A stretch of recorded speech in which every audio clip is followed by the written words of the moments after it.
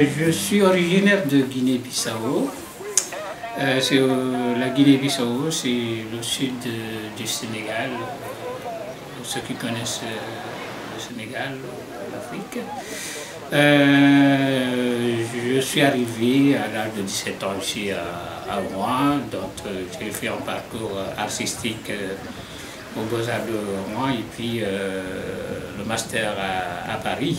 Donc après, quand j'ai fini le master, je suis revenu sur Rouen, qui est la ville, ma ville d'adoption. Ma peinture exprime, je veux seulement penser comme quoi, bon, le quotidien, le monde, la vie. Pourquoi l'être humain met des enfants dans le monde et puis pourquoi les guerres, pourquoi les maladies, pourquoi il y a... Voilà, je me questionne dans toutes ces existences et que mon rêve, c'est plutôt trouver un monde parfait. Est-ce que c'est possible? Voilà, c'est ma question. C'est ce sens-là que je veux orienter ma peinture. Est-ce que ta peinture est un moyen de renouer avec tes racines aussi? Tout à fait. Je pense que pour moi, c'est une thérapie fondamentale. Et je ne me vois pas rester une semaine sans toucher le pinceau, ni le crayon, non, c'est pas possible. Quand je donne des cours, parfois je m'isole dans mon coin et je dessine, j'attends les élèves terminer leur travail et puis voilà. Mais c'est pas possible. Pour moi, c'est devenu une maladie. Et en quoi tes origines africaines se ressentent dans ta peinture? J'ai pas besoin de dire que mes origines, je pense que les origines sont toujours là. Je ne peux pas m'en débarrasser. J'enrichis, oui, j'enrichis ma peinture à travers le monde où je suis confronté, le monde extérieur. Et je pense que c'est ça qui est beau. Le monde parfait, c'est le monde où il y a toute une comment dire, mixité culturelle qui donne comment dire, une saveur de parfum parfait.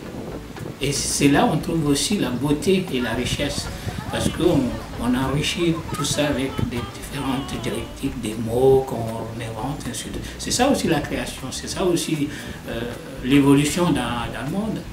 Et l'univers nous le montre. Hein.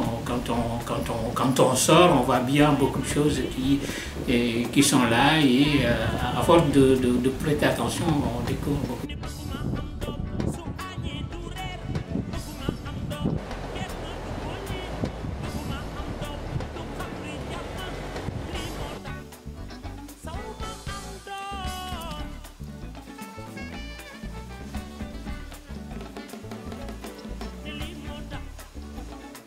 J'utilise beaucoup de matériaux différents, mais très souvent c'est des pigments.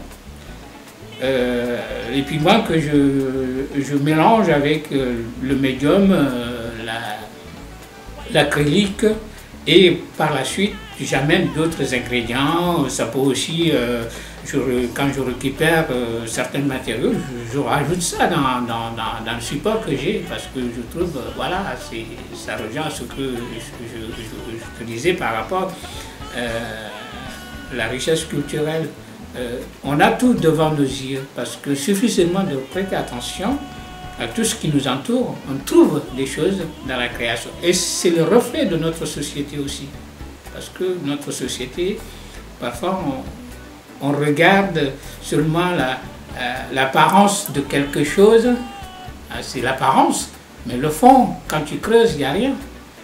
Mais on passe à côté de ce qui obtient des choses beaucoup plus intéressantes. Et on passe à côté parce qu'on est tellement attiré par l'autre. qui est superflu, mais il n'y a pas de Donc nécessité. d'où l'importance de la superposition des couches. C'est important qu'il y ait plusieurs couches qui se superposent, tout à fait. que ce soit pas lisse. Moi, dans ma peinture, s'il n'y a pas beaucoup de matière, ça ne me parle pas. J'ai l'impression que j'ai rien fait. J'ai l'impression que je... voilà. Et qu'est-ce qu'elles signifient, toutes ces couches qui se superposent? Ben, je pense que c'est toute une histoire, c'est toute une confrontation de la vie, de ma vie, de chercher quelque chose qui me paraît intéressant, important. C'est une histoire. Ben, chaque œuvre est unique pour moi. Je ne peux pas le refaire, c'est pas possible.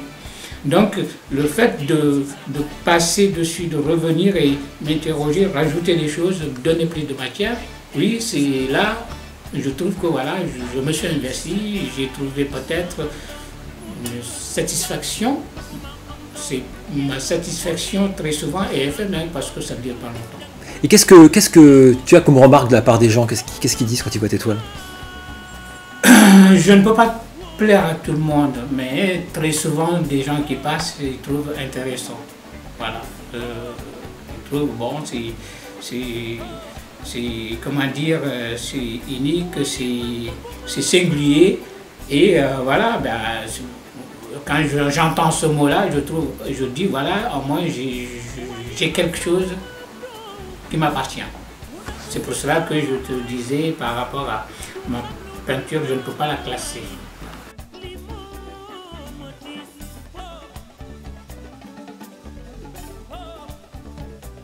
Aujourd'hui, j'ai compris quelque chose. Qu'est-ce qui sert à quelque chose? Je pense que ce qui sert à quelque chose, c'est ce que je fais. Et ce qui m'amène à me battre, à me dire, voilà, tu vas faire ça. Et ça, c'est important, c'est capital. C'est une vie, c'est ta vie. Et peut-être, c'est pas seulement ta vie, parce que tu vas apporter quelque chose à d'autres personnes. Donc, tu as le choix, tu n'as pas le choix. Oui, tu as le choix, tu es libre. Mais ta liberté, c'est pouvoir faire ce que tu dois faire. Raison pour laquelle je ne me pose pas la question de venir, même s'il fait froid, tant mieux. Le froid, c'est aussi quelque chose que parfois, un peu psychologique, hein. Bon, il suffit seulement tu te mets, parfois tu es absorbé par ta création, le froid passe à côté, hein. Tu ne le sentiras même pas. Et c'est pour ça, en même temps, je disais, quand moi je ne peins pas une journée, une semaine, c'est pas possible.